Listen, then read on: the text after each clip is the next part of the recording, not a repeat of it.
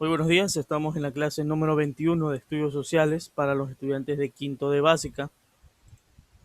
Vamos a empezar, no sin antes recordarles que el icono que ven aquí en pantalla nos permite saber cuándo el contenido se pasa al portafolio.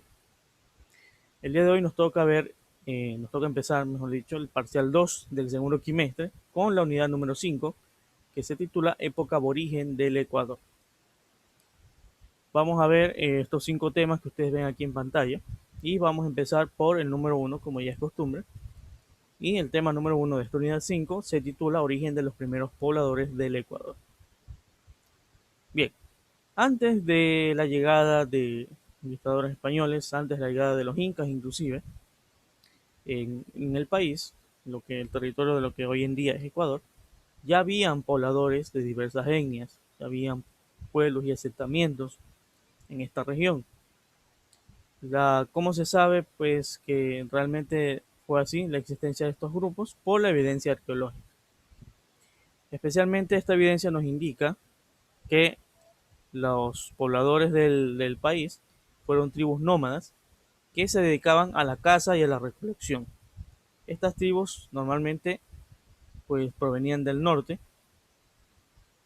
y llegaban pues a los diferentes territorios en busca de mejores condiciones climáticas, porque recordemos que en el norte pues el clima es mucho más frío, a diferencia de la parte sur de América que es mucho más cálido.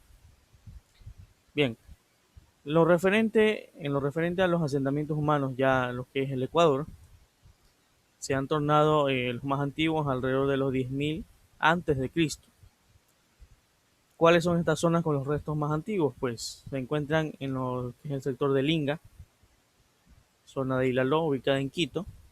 También podemos nombrar a Las Vegas, a Hondachi, a Choxi y Cubilán, que son básicamente son cuevas que tienen rastros de estos primeros pobladores del territorio ecuatoriano. La historia divide todas estas, digamos, manifestaciones de pobladores del Ecuador aborigen en periodos, 4 periodos especialmente. Vamos a ver el primero de ellos, que es el periodo precerámico. ¿Por qué se llama así? Porque justamente fue antes de la aparición de la cerámica como tal, por eso se lo llama así precerámico. Se caracteriza porque las tribus que pertenecían a este periodo normalmente eran tribus nómadas, no se establecían en un lugar indefinidamente, sino que pues permanecían bajo un lugar que les permitiera obtener recursos para sobrevivir y luego se movilizaban hacia otros lugares. Esos eran los pueblos nómadas. Estos grupos se estima que no pasaban de los 80 individuos cada grupo. En la costa, los asentamientos de Las Vegas, que están en la provincia de Santa Elena, son una evidencia de este periodo en el Ecuador. Este pueblo o esta cultura se ubicaba en torno a los 9.000 y 4.600 antes de Cristo. Cabe aclarar aquí que los años antes de Cristo van en orden descendente, de mayor a menor. Por eso ustedes lo ven aquí, 9.000 a 4.600. Antes de Cristo va de mayor a menor. Luego o después de Cristo ya va en el orden normal. Algo característico de estos lugares es que la agricultura tenía un papel bastante especial.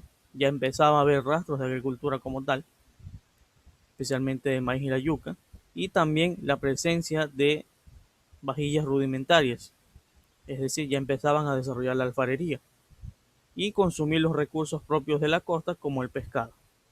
La abundancia de este tipo de recursos, pues, fue un factor importante para que estos tribus puedan ya iniciar el proceso de sedentarismo o sedentarización, es decir, comenzaran a establecerse y formar comunidades. Luego del periodo precerámico ya tenemos al periodo formativo. Aquí ya podemos distinguir una cultura más elaborada, una cultura más desarrollada, ya establecida, con sus diferentes características. Podemos nombrar a la primera de ellas como la cultura Valdivia, que tal vez es la más recordada o la más destacable de este periodo formativo. Comenzó en el 3500 a.C., en lo que actualmente es hoy en día Manabí y Santa Elena, y también se extendió durante todo el litoral. Algo muy característico de esta cultura valdivia es que sus casas eran construidas con cañas y barro, se caracterizaban por ser agricultores y pescadores, utilizaban el molusco conocido como la concha spondylus, que es este de aquí, como elemento religioso y también como moneda, porque esto también se utilizaba inclusive más adelante como una moneda de intercambio. También el aspecto religioso pues ya se veía bastante fundamentado. Elaboraban pequeñas figurillas de barro o de arcilla. Se las conoce actualmente como las famosas Venus o las Venus de Valdivia, que son estas de aquí. Son figuras femeninas características por destacar atributos como por ejemplo grandes pechos o grandes caderas, porque se piensa que simbolizaba la fertilidad de la mujer. Esta cultura de Valdivia es muy importante porque luego daría origen a otras culturas como la machalilla y la chorrera. Pasamos del periodo formativo a lo que es el periodo de desarrollo regional, donde aquí podemos ver una expansión de estos grupos, ya no solamente en la costa, sino también en parte de la sierra y parte de la Amazonía también. Aquí ya empezó una diferenciación regional y territorial, porque ya se expandió básicamente por las tres regiones del Ecuador continental, ya tenían una organización política, ya tenían una organización social. Culturas como por ejemplo la Jambelí, Huangala, Bahía, Tejardaule, Tolita, Jamacoaque, especialmente en la costa. Culturas como Serrana Río y Alausí en la sierra y los Tallos y Mayo Chinchipe en la Amazonía. Varios de estos legados artísticos e históricos son parte ahora de los museos en los diferentes lugares del país, como por ejemplo esta de aquí que es la máscara del sol o la máscara solar de la cultura tolita, que hoy en día pues forma parte del símbolo del Banco Central del Ecuador. Estas otras figuras pues están repartidas en diferentes museos, como ya lo mencioné, a lo largo del país, y justamente son una representación de evidencia de la parte aborigen de nuestro país. El último de estos periodos es conocido como el periodo de integración o también llamado periodo de señoríos étnicos, porque estos grupos ya surgirían tanto en la costa como en la sierra. ¿De cuándo a cuándo sucede este periodo de integración? Pues más o menos entre los años 1500 a.C. y el 500 después de Cristo. ¿Qué culturas sobresalen aquí? Pues son, en la costa al menos, son dos las más importantes, que son los manteños y los huancavilcas. Ustedes ya habrán escuchado, hemos visto algo de esta historia también cuando vimos la historia de Guayaquil, mencionamos a las huancavilcas, entonces aquí podemos observar el registro histórico de este grupo étnico presente en la costa ecuatoriana.